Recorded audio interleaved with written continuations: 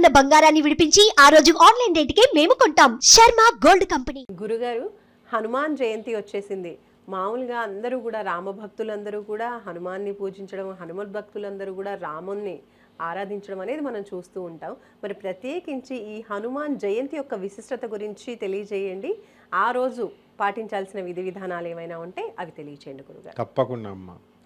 మనోజవం ఆరుతతుల్య వేగం జితేంద్రియం బుద్ధిమతాం వరిష్టం వాతాత్మజం వానరయూధముఖ్యం శ్రీరామదూతం శరణం ప్రపద్యే. ఆంజనేయ స్వామి అంటే ఒక వ్యక్తి కాదు, ఒక దేవుడు కాదు, ఒక వ్యవస్థ. ఆయన భక్తి అసలు రూపం ఉండదు భక్తికి, అది లోన భావావేశాలే. ఆ రూపము లేనటువంటి భక్తిని తీసుకొచ్చి ఒక పోత కింద పోసామనుకో, ఆ వచ్చే రూపం ఆంజనేయ స్వామి రూపం వచ్చేస్తుంది. ఎలాగా ప్రేమకు రూపం ఉండదు, ఆ ప్రేమను తీసుకొచ్చి ఒక కుప్ప కింద పోస్తే రాధమ్మ తల్లికి అలాగా వచ్చేస్తుంది షేపు, ఆ విధంగా అనమాట. అయితే ఆంజనేయ స్వామి వారి జయంతులు చేసేస్తాం మనం, తర్వాత శ్రీరామనామాలు చేసేస్తాం, కానీ రామతత్వాన్ని పట్టుకోము, హనుమత్తత్వాన్ని పట్టుకోము. అసలు హనుమత్తత్వాన్ని ప్రపంచంలో మనం పట్టుకోగలిగితే మనకి మోక్షం చాలా ఈజీ అనమాట. అదే హనుమత్తత్వం. హనుమత్తత్వం అంటే ఏంటి తెలుసా? ఒకే దేవుణ్ణి పూజ చేస్తాడు, రాముడిని తప్ప వేరే దేవుణ్ణి పూజించాడు. ఆ రాముడు కూడా రకరకాల ఫోటోల్లో 10 రకాలుగా ఉంటాయి కదా మనకు ఫోటోలు. ఒకటి బాణం పట్టుకుని, ఒకటి సీతాదేవి పక్కన, ఒకటే పట్టుకుంటాడు ఆయన. ఆ రాముడిని కూడా ఒకే ఫోటోలో ఆయన పూజ చేయాలి. ఆ తర్వాత రాముని యొక్క పాదాలు తప్ప రాముడి ముఖం ఎలా ఉంటుందో కూడా ఆంజనేయ స్వామికి తెలియదు. అది ఇంకా విచిత్రం. అంటే అంత భక్తి కాన్సన్ట్రేషన్ ఉంటుందన్నమాట స్వామివారికి, హనుమంతుడికి. ఎలా అంటే ఒకసారి శ్రీకృష్ణ పరమాత్మ అర్జునుడు, బాబా నేను నీకు బావని, బామ్మర్దిని, నేను నీ భక్తుడిని, టాప్ భక్తుడిని, ఆల్ ఇండియా టాపర్ని అంటాడు. నాయన సరే రా నీకు చూపిస్తాను అని చెప్తాడు. ఇంకొకడు ఉన్నాడని చెప్పడు. ఒక భోజనం జరుగుతుంటే అక్కడ తీసుకెళ్ళి అర్జునుడిని కూర్చోపెడతాడు మారువేషాల్లో. వెళితే ఆంజనేయ స్వామిని పిలిపిస్తాడు. ఆంజనేయ స్వామి పిలిపిస్తే ఆంజనేయ స్వామి వస్తాడు ఆ బంతిలో, అందరినీ చూసుకుంటూ వెళ్తాడు. రాముల వారు, అదే కృష్ణుడు ఇప్పుడు మారువేషంలో ఉన్నాడు కదా, ఆ పాదాలు చూసుకొని రామా అని పట్టేసుకుంటాడు. అర్జునుడు స్టన్ అయిపోతాడు. ఇదేంటి ఇంతమంది ఉండగా ఎలా పట్టేసుకున్నాడంటే ఆంజనేయ స్వామి ఎప్పుడు రాముడి యొక్క పాదాలనే చూస్తాడు. అంత గొప్ప భక్తి.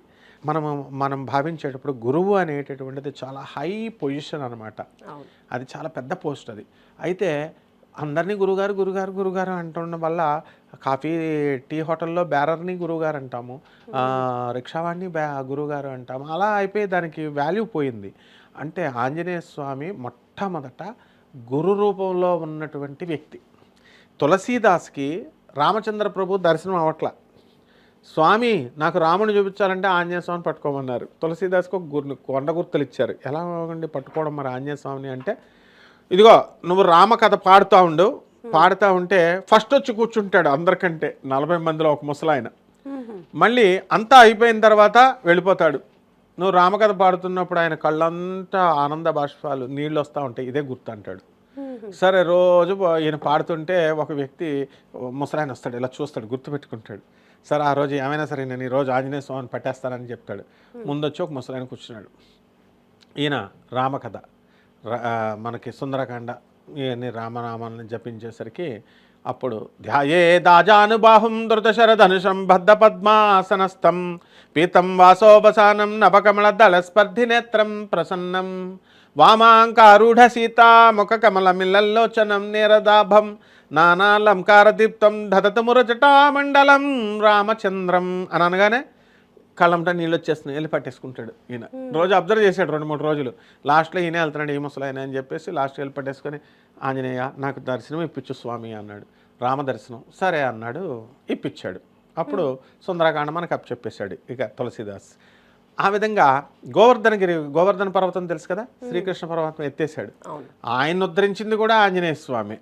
శ్రీరామచంద్ర ప్రభువు ఇవన్నీ జరిగినాయి హనుమత్ జయంతి రోజున అనమాట. అందుకు చెప్తున్నాను. ఇక్కడ ఏం జరిగింది, ఆయన రామచంద్ర ప్రభువు వెళ్ళి తీసుకురా నాయన రాళ్ళన్నీ మనం రామసేతు కట్టేస్తున్నామంటే లంక మీద బ్రిడ్జి ఒక్కొక్క రాయి పట్టుకొస్తున్నాడు. ఆంజనేయ స్వామి ఒకే పెద్ద రాయి తెచ్చేస్తాను ఒకసారి, పెద్ద ఈ చివరి నుంచి ఇన్ని కిలోమీటర్లు చిన్న రాళ్ళు వేయక్కర్లేదని గోవర్ధన పర్వతం దగ్గరికి వస్తాడు. పీకి పడేస్తానంటాడు. ఆయన అంటాడు, అయ్యా మహానుభావ, నువ్వు రామదర్శనం కనుక నాకు ఇప్పిస్తే నేను వస్తానంటాడు. డెఫినెట్గా ఒట్టే, నువ్వు వస్తానండి, నువ్వు నాకు చూపిస్తానని అంటే చూపిస్తానంటాడు. అయితే రా అంటాడు, తీసుకొచ్చేస్తాడు. చాలా బరువైనటువంటి పర్వతం అది. పట్టుకొస్తే దారిలో ఇంకా దగ్గరికి వచ్చేసాడు. రామచంద్రుడు ఇంక తేవద్దు, నిర్మాణం పూర్తయిపోయిందని ఇంకో వానరుడిని పంపిస్తాడు. ఆ వార్త ఆంజనేయ స్వామికి వచ్చింది.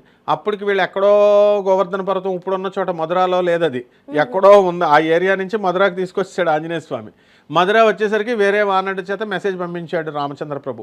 ఇక ఆ గోవర్ధనగిరి అక్కడ మన గోకులంలో అక్కడ వదిలేశాడు, మధురా దగ్గర, బృందావనం దగ్గర, వ్రజభూమి దగ్గర వదిలేస్తే అక్కడ ఉండిపోయింది. అప్పుడు అంటాడు, నేను వెళ్ళిపోతున్నానంటే, నువ్వు నాకు ఏం మాట ఇచ్చావు, రాముడు దర్శనం ఇప్పిస్తానన్నావు, నువ్వు నన్ను ఇలా వదిలేసి అర్ధాంతరంగా వెళ్ళిపోతావు ఏంటి హనుమ అంటే, నేను కృష్ణావతారంలో ఇప్పిస్తానని వెళ్ళి, అప్పుడు కృష్ణావతారంలో శ్రీకృష్ణ ప్రభు ఇతను ఆంజనేయ స్వామి వారు ఇచ్చిన మాట కోసం ఆ గోవర్ధన పర్వతాన్ని ఎత్తుతాడు, ఎత్తి మోక్షం తరింపజేస్తాడు. కాబట్టి ఎవరికైనా సరే పుట్టినరోజులు ఒకసారే ఉంటాయి. ఆంజనేయ స్వామి వారి హనుమత్ జయంతి 2 రోజులు ఉంటాయమ్మ. ఎందువలనంటే, ఒకటి, ఆంజనేయ స్వామి వారు జనరల్గా ఫస్ట్ పుట్టేసిన తర్వాత అది హనుమత్ జయంతి అంటాం. అందుకనే మనకి వైశాఖ మాసంలో ఒకసారి వస్తే మళ్ళీ నెక్స్ట్ మంత్ ఇంకొక ఫాల్గుణ మాసంలో ఒకసారి వస్తుంది. ఈ విధంగా నార్త్ ఇండియాలో ఇంకొక చోట వస్తుంది. సో ఏమిటి తేడా అంటే, ఆయన ఏం జరిగిందంటే, ఆంజనేయ స్వామి పుట్టిన తర్వాత ఎర్రగా సూర్యుడు ఉన్నాడు, ఆకలితో ఉంటాడు కదా ఆంజనేయ స్వామి. ఇది యాపిల్ పండు అనుకున్నాడు, ఆకాశంలో జుమ్ అని పైకి వెళ్ళిపోయి దాన్ని పట్టేసుకుంటే అమ్మ బాబోయ్ ఈయన తినేసేలా ఉన్నాడని చెప్పి ఇంద్రుడు ఏం చేస్తాడు, తన వజ్రాయుధంతో కొడతాడు ఆంజనేయ స్వామి. చిన్న డేస్ బేబీ ఆంజనేయ స్వామి అప్పుడు పడిపోతాడు, ఆకాశం నుంచి పడిపోయి మూర్ఛపడిపోతాడు. మూర్ఛపడిపోవడం అంటే ఏంటి, అక్కడ మరణించడమే. మూర్ఛ అంటే మరణమే. అక్కడ లక్ష్మణుడు యుద్ధం చేసేటప్పుడు రాముడు ఇది మూర్ఛపోయినప్పుడు మరి సంజీవని తేవాల్సిన అవసరం ఏముంది, మూర్ఛపోతే మామూలుగా లేవచ్చుగా, అంటే మరణమని ఇండైరెక్ట్గా. అప్పుడు సంజీవని పర్వతాన్ని తీసుకొచ్చి మన వాటిని లేపుతాడు. ఆ విధంగా ఇక్కడ కూడా మూర్ఛపడిపోయినటువంటి ఆంజనేయ స్వామిని చూసి దేవతలంతా కూడా, వాయుదేవుడు ఏం చేస్తాడు, నా కొడుకునే మీరు చేస్తారా అని చెప్పేసి, వాయు వరంతో పుట్టాడు కాబట్టి హనుమంతుడు బంధించేస్తాడు. మనం పిట్టల్లా టపటప రాలిపోతున్నాం. అప్పుడు బ్రహ్మదేవుడు ఇంటర్వ్యూన్ అయ్యి కలగజేసుకొని, నాయన వాయుదేవ ఆగు నాయన, మీ అబ్బాయికి స్పెషల్ వరాలు ఇస్తామని మళ్ళీ ప్రాణం పోస్తాడు బ్రహ్మదేవుడు. ఇంద్రుడేమో అందరికీ ఒక్కొక్క దేవతలో ఒక్కొక్క వరం ఇచ్చేశారు. అందువల్ల 2 సార్లు పుట్టి మళ్ళీ పునర్జననం అయింది కదా, చనిపోయి మళ్ళీ లేచాడు, మళ్ళీ పుట్టాడు. అంటే ఇది 2 సార్లు బర్త్డే చేసుకుంటాం. అసలు యాక్చువల్గా ఆంజనేయ స్వామి అంటే మంత్రదేవత. అంటే ఆంజనేయ స్వామి ఫిజికల్ బాడీలో వచ్చాడు అంతే. కేసరి అంజనాదేవికి పుట్టాడు, ఫిజికల్గా వచ్చాడు. అంతకు ముందు ఆంజనేయ స్వామి ఉన్నాడు, ఆ అవతారం చాలించిన తర్వాత ఇప్పుడు ఉన్నాడు, చిరంజీవిగా ఉన్నాడు ఆయన. తర్వాత నవమ బ్రహ్మ అవుతాడు రేపు వైవస్వత మన్వంతరం అయిన తర్వాత వచ్చే కొత్త మనువులో. కాబట్టి ఆంజనేయ స్వామి భక్తులు ఎవరైతే ఉన్నారో వీళ్ళందరికీ కూడా కన్సెషన్ ఉంటుంది అనమాట. వీళ్ళందరికీ కూడా వీళ్ళు చేసిన తప్పులు, మిస్టేక్స్ అన్నీ కూడా కన్సెషన్ ఉంటుంది. అంటే బుద్ధి తెలిపిస్తాడు. ఎలా తెప్పిస్తాడు, బుద్ధిర్బలం యశోధైర్యం మరాగత్వ అజాడ్యం వాక్పటుత్వచ్వ హనుమత్ స్మరణాత్ భవేత్ అన్నాడు. అంటే బుద్ధి బలము, యశస్సు, ధైర్యము, అజాడ్యము, అంటే జాడ్యం అంతా పోతుంది, బద్ధకం అంతా పోతుంది ఆంజనేయ స్వామి మన ఉపాసన వల్ల. అందువల్లనే మెగాస్టార్ చిరంజీవి గారు ఆయన హనుమత ఉపాసన చేసినప్పుడు, అలాగే పవన్ కళ్యాణ్ గారు కొండగట్టు ఆంజనేయ స్వామి దగ్గరికి వెళ్ళి అక్కడ స్టార్ట్ చేశారు క్యాంపెయిన్. స్టార్ట్ చేసిన తర్వాత డిప్యూటీ సీఎం అయ్యారు. అలాగే అప్పట్లో విపరీతమైన కాంపిటీషన్ ఉన్న కాలంలో మెగాస్టార్ చిరంజీవి గారు డ్యాన్స్ ఎంత స్పీడ్గా వేసేవారంటే ఆంజనేయ స్వామి వారి యొక్క కృప అనమాట. హనుమత ఉపాసకులకి అంత యాక్టివ్ అవుతారు, అంత స్పీడ్ పెరుగుతుంది. వాయువేగం, మనోవేగం, మనోజవం, మారుతతుల్య వేగం, గాలి కంటే స్పీడు, మనసు కంటే స్పీడు. కాబట్టి అంత స్పీడ్గా ఆయన వేశారు. కాబట్టి ఈ రోజున నెంబర్ 1 స్థానంలో మెగాస్టార్ చిరంజీవి గారు ఆ హనుమత్ భక్తుడు అవడం వల్ల ఆంజనేయ స్వామి వారి ప్రసాదం. ఆయననే కాదు, మొత్తం మనం కూడా అలా చేసుకున్నట్లయితే ఆంజనేయ స్వామి వారి యొక్క దీనివల్ల మనం ఖచ్చితంగా ఆంజనేయ స్వామి వారిలాగా అంత స్పీడ్గా మనకి బుద్ధిమతాం వరేణ్యం అన్నారు. బుద్ధిమంతుల్లో 2 దేవుళ్ళనే చెప్పుకుంటాం మనం, వినాయకుడిని, ఆంజనేయ స్వామిని. అందులో ఒకడు. అలా శ్రీరామచంద్ర ప్రభువు ఆయన లక్ష్మణుడితో వనవాసానికి వస్తుంటే కిష్కింద మీద చూస్తున్నటువంటి సుగ్రీవుడు భయపడిపోతాడు.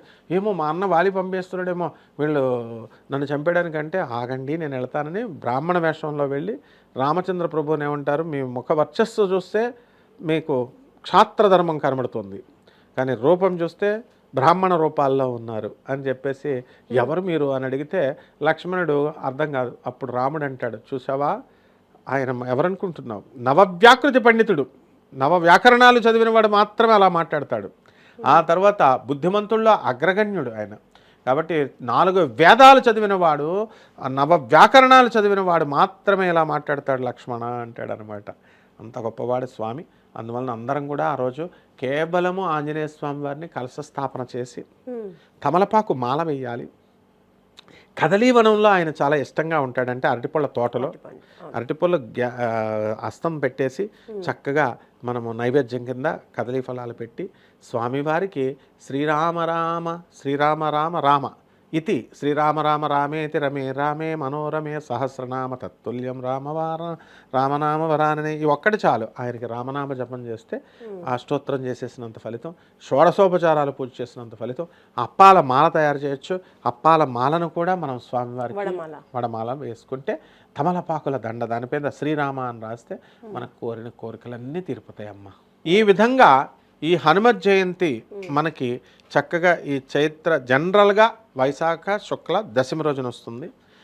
ఆ రోజున మనం ఆంజనేయ స్వామిని కలశం పెట్టి చేసుకునే వాళ్ళు చేసుకోవచ్చు. రామనామ జపం మాత్రం కంపల్సరీ చేయాలి. ఆంజనేయ స్వామి వారిని చేయకపోయినా పర్లేదు. ఆ రకంగా ఆంజనేయ స్వామి వారి జపం చేయకపోయినా పర్లేదు, కానీ రామనామ జపం మాత్రం చేయాలి. చేస్తే స్వామివారికి మనకు అన్ని కోరికలు తీరుస్తారమ్మా. రైట్ గురుగారు, ధన్యవాదాలు. ధన్యవాదాలు.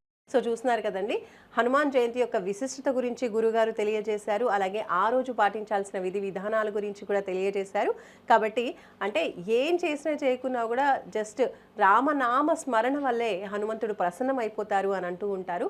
కాబట్టి అంతటి విశిష్టమైనటువంటి హనుమాన్ జయంతి రోజున గురుగారు చెప్పినట్టుగా విధి విధానాల్ని పాటించుకుంటూ ఆ రాముడిని అలాగే హనుమంతుడిని కూడా ప్రసన్నం చేసుకుని హ్యాపీగా లైఫ్ అంతా సాగిపోవాలని కోరుకుంటూ నమస్తే. చూస్తూనే ఉండండి సుమన్ టీవీ. సుమన్ టీవీలో మీ పర్సనల్ అండ్ బిజినెస్ ప్రమోషన్స్ కోసం కింది నెంబర్కి కాంటాక్ట్ చేయండి.